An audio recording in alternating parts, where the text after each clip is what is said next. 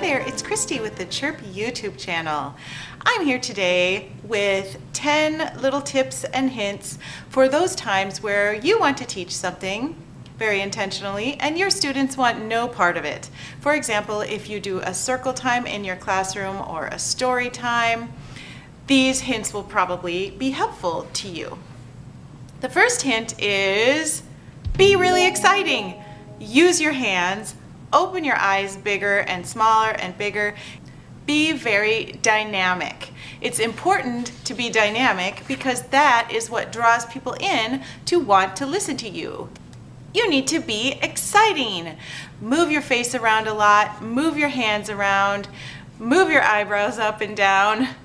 Make your face interesting to look at. It really draws people in. The next hint is regularly change your volume, so speak quietly, and then loud, and change your pitch as well. So you might do a voice that's real low, and then you might do a voice that's really high and squeaky.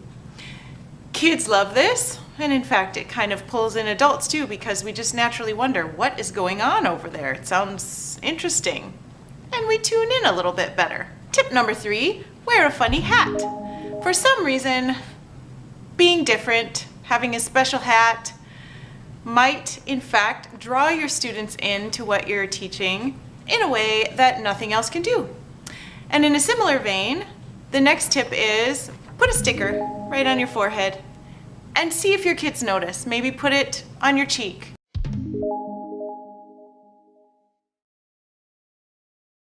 Don't say anything about it, just go about reading story and tell your other classroom adults to say, look at Miss Christy.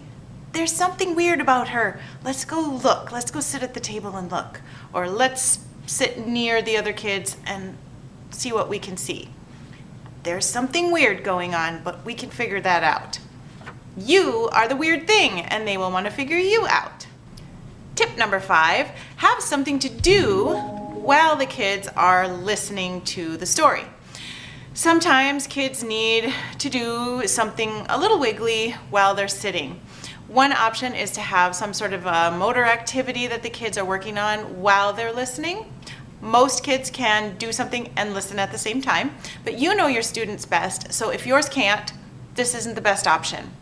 Most of my students are able to do coloring or perhaps stickers or something like that while they're listening to the story, and most of the time they get sucked into the story because I'm busy being interesting and they want a part of that. The next hint is have your story time somewhere other than a table. I know it's inconvenient for all of us grown-ups who have sore knees and who wear outfits we don't want to get dirty on the floor, but get some little carpets or blankets, make a little picnic area, and have your story time on the floor. You might even have story time while kids are having snack. That's not a bad plan. You can say, we're gonna have a little pretend picnic. Everybody come over here, pick a blanket, we'll get our plates, and while we're eating, we're gonna have our story time. Why couldn't we do that? It sounds like a great idea to me. I like picnics. Tip number 7 is divide your group up into smaller groups. Sometimes the other kids being in such close proximity and being shifty and noisy and moving around a lot can make some of our kids a little bit nervous and they don't want to participate if they have to sit close to another young person. We can help with this if we just have story time in groups of 2. So maybe you have 2 kids listening to the story, 2 kids doing some art, and 2 kids maybe playing a quiet game or something like that. You might decide to do these things in center-based structure rather than everybody does the same thing all day long. I don't do this because my classroom is so small, because I can't teach something if anyone in my classroom is doing something else, because it's just, we're all in such close proximity, we all kind of have to do the same thing if we're trying to teach anything. If everybody's playing, everybody can play their own thing. It gets pretty noisy, but it works. But if I'm trying to teach a lesson, it does not work because it's just too close and distracting. If you have some little corners in your room, or if you have those fake walls that you can put up, this might be an option for you. Tip number 8, make sure that whatever you're trying to teach has visuals. We need to be teaching through visuals because visuals are our children's and ours first language. We learn first through our eyes, not through our ears. We learn through our eyes. We need to make sure that what we're teaching has a visual component. Make sure that if you're teaching a story, there are illustrations that go along with it. If you're teaching some sort of a lesson, make sure that there are pictures that explain what you're trying to say verbally. This is the way that it gets in the brain, is we see it, we hear it, and we speak it ourselves, and then it becomes part of our knowledge. Hint number 9, let your students tell the story. With the Chirp curriculum, which is the curriculum that I wrote and distribute, we teach the same lesson for 4 separate weeks, which is basically 4 separate Sundays. However, we do different activities every time that we do a lesson, so it's in effect slightly different each time. The lesson itself, however, does not change week to week. The words are the same, the illustrations are the same. And by the 3rd and 4th week, some of our students know what the story is teaching even though they don't know how to read yet, actual words. This last weekend, I had a little guy who does not know how to read yet say he wanted to read the story. And so he did. First we're going to say, when I love God, I do what He says. How about I'll hold it for you and then you can tell us what it says. How about that? Okay. You gotta look at this part to know what it says. No, I know how to read. Oh, okay.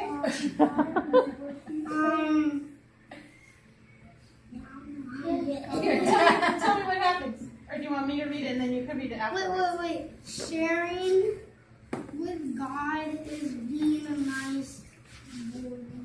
Oh. Not bad. When I love God, I do what He says. This is called obeying God. Next page. Obeying God. Obeying God. That's right. God. Sometimes I want to make Stop. No. Sometimes I want to make a bad choice, like. He's biting a dog's tail. Yes. My dog's tail. And I could choose to make a good choice, like no, being nice to my dog. Like being nice to my dog. God knows that making good choices is what's best for me.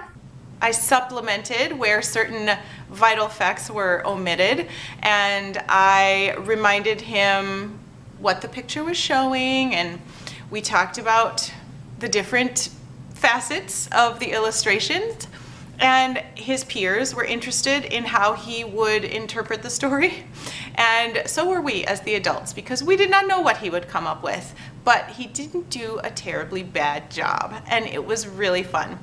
We've got other students who read very well and who just need a reminder to slow down. This isn't a race. We need to give our friends time to look at the picture, and there are only certain parts of the lesson, the teacher's part of the lesson, that we want to read. We don't want to read it all word for word. We just want to read the parts that are in bold on the back.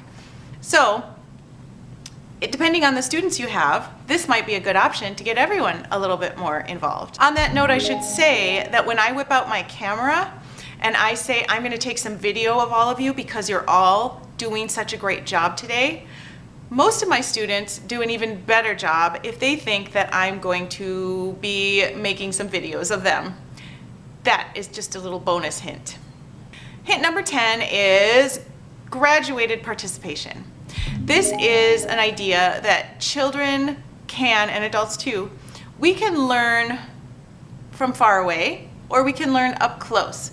I can participate in an activity by watching. I can participate in an activity by being nearby, or I could participate in an activity by actually getting involved with it. A lot of our students need to kind of do flybys with some of these more direct teaching methods. They need to watch other students participating. They need to hear how things normally go, and they need to feel very safe to escape from it should they need to. This is not to say that all of our students are just wandering around and we're sitting at the table reading a story. This is to say that there will be those students who need to wander and who can still listen even though they can't sit at the table with their peers or on the floor or whatever, wherever we're having story time.